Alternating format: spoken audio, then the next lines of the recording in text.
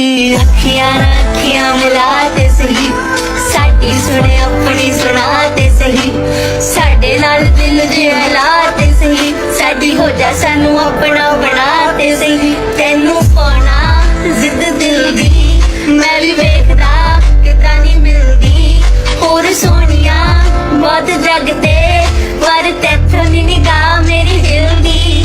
ओ कदे ना साडे टकरे, असी बेवजह नी तेरे पिछे खबरे, दिलों सच्चियां परीता पाना चाहने एवें खाली फीलिंगां नी बस चकरे।